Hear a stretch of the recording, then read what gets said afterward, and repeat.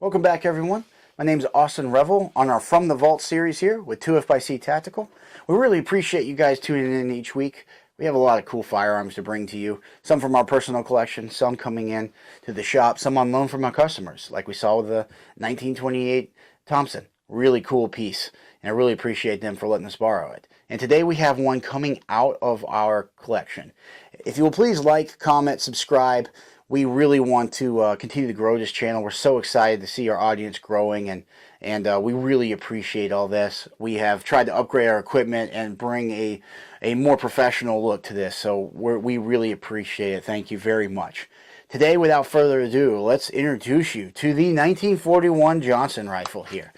Designed by Melvin Johnson in the aforementioned 1940s, late 1930s, early 1940s. This particular one is in my personal collection. These are very rare. There's probably less than 800 of these still around. Only about 11,000 of them were made. So they were a very limited run production. This is a 7,000 serial number one, so it's kind of mid to late higher end production. Getting toward the end of the rut. There is a full auto variant of this, but we don't have one of those, sadly. Love to have one of those in our collection. Also highly rare. They didn't make, I think they made about 1,000 of those. There were not very many of those made. In terms of the surviving members of those, it's pretty limited.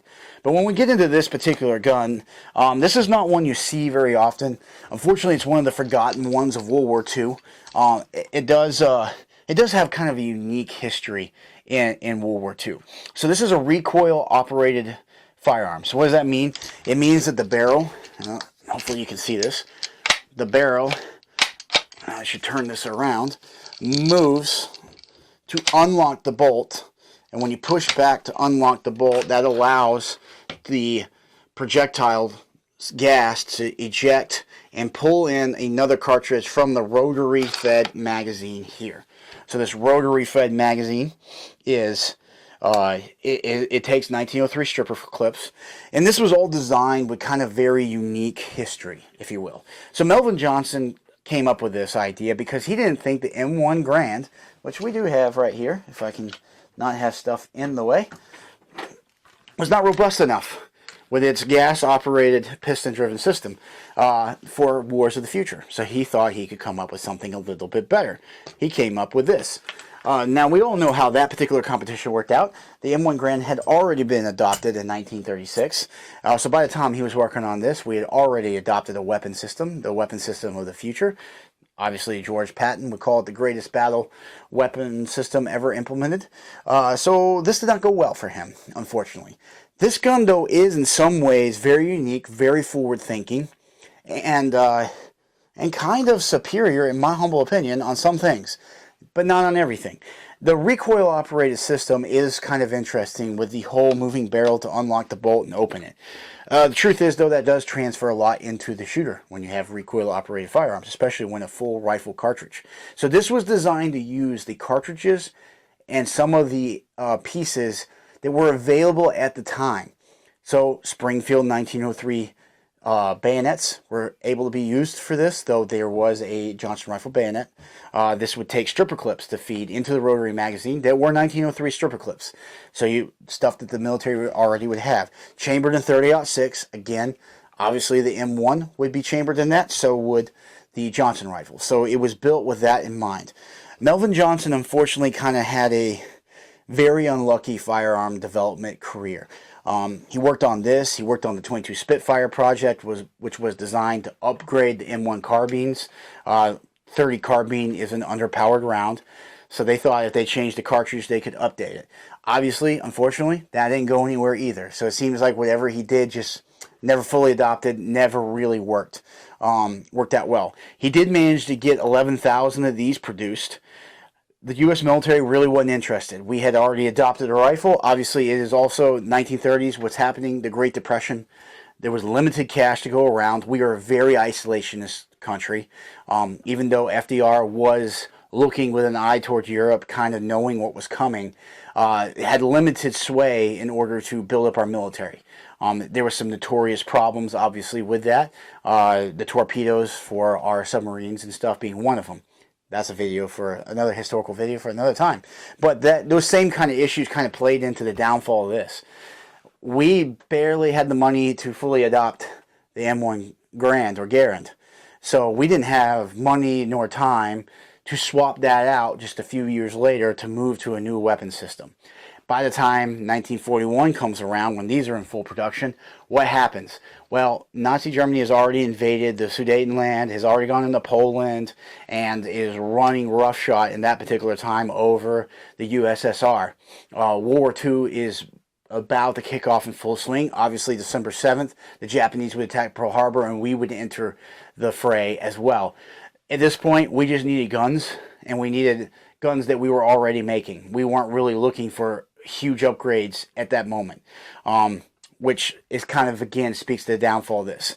Now, one of the most interesting things in this particular weapon system is the bolt. The bolt, if you were to pull it out, which I'm not going to do, is a locking lug bolt. It looks very similar to an AR-15, because this is where Eugene Stoner would take this idea and implement it into his gas or piston-driven AR-18. Gas piston-driven AR-18, he would take this bolt and use it in that. So there was elements of this that would go on into a gas-operated system that Mr. Johnson thought was too complicated for the U.S. military to be reliable on. Now, I guess you could make the argument in Vietnam. Well, the M16A1s had a checkered history, let's just say, at that time. But obviously, we've worked all those issues out. And all firearms are now gas-operated or piston-driven, which is still gas-operated, just utilizing a piston. So Mr. Johnson was wrong on that one, right on the bolt design, if we will. The rotary magazine does offer some unique benefits. One of the things was you could top off the magazine. With doing a clip-fed system like the M1 Garand, you can't do that as easily. Just top off the round. So you got 8 rounds in there in your M1. You rack off 2. You have 6. You can't just throw 2 more in to get back to 8. Where this one, you have 10 rounds on the internal, which kind of puts it on par with, say, the Lee Enfield rifle. It's very similar to this one. 10 rounds, just like this one would hold, but you could top it off, just like you could this one. So it does offer you that unique feature. And let's see if I can do it. It's not the easiest thing to do. And I have my trusty bullet here. It also features a removable barrel. So you would push down, there's a little button you can't really see right in here. You would take the tip of your cartridge, you would push down on it, and the spring pops out like this. Unlock the barrel from the bolt, and it's a little tight. And out comes your barrel. So you could very quickly swap your barrels out. You could cut down on the overall length of the rifle, but this does have a very long length of pull, given the receiver and everything here. So it doesn't cut it down drastically, but say for paratroopers, this could be helpful. But again, didn't really go anywhere, unfortunately.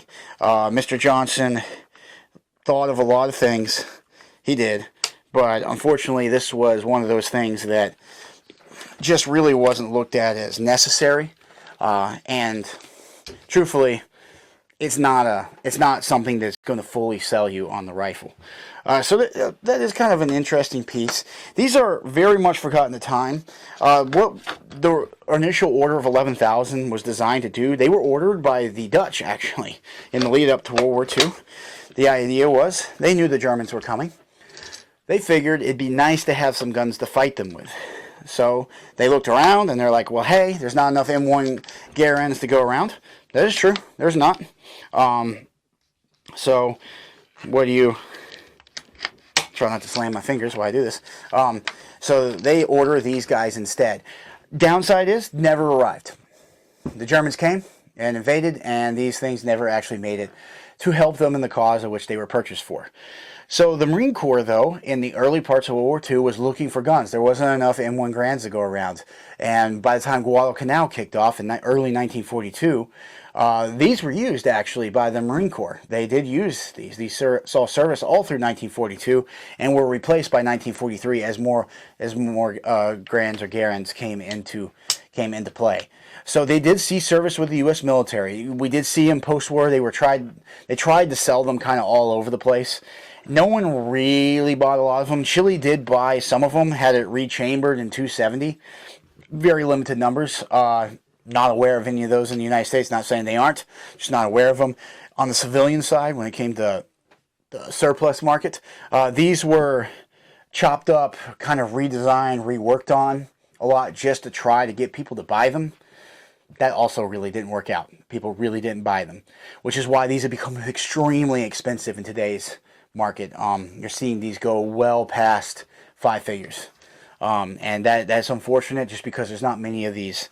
These are kind of, in some ways, you could make an argument they're somewhat experimental weapons just because of the low numbers produced. It's not really true. They did enter production, one production only, the 1941 run, and that was it. Never made again. Never saw the light of day. The Johnson LMG light machine gun saw production again, very limited. Never really saw the light of day after that. Didn't really pop up in any major conflicts anywhere else in the world because no one was really interested in them. We had tons of M1 Garands, and of course post-World War II, the world is flooded with surplus weapon systems from both the Axis and the Allies as it collapsed. Of course, the Cold War is coming into play there too, and weapons are just being proliferated throughout the world from all sides. The Johnson rifle just never really saw that success. There wasn't many of them to start off with, so therefore not a lot of them to sell. I'm very proud of the fact that we have one in such amazing condition given its age in our collection. Very cool piece of history to bring to you guys, and I really do appreciate you kind of checking this out. These are cool guns, and can't wait to bring you the next one. Now until next time, please like, comment, subscribe. Check out our shorts. We're having a lot of fun on our shorts, and we're going to keep kind of bringing you little skits, and I don't know, we just like to mess around in the shop. We figured maybe you'll like it, maybe you don't. Tell us either way, but we're going to keep producing them regardless, just so you know. Until next time, we'll see you then.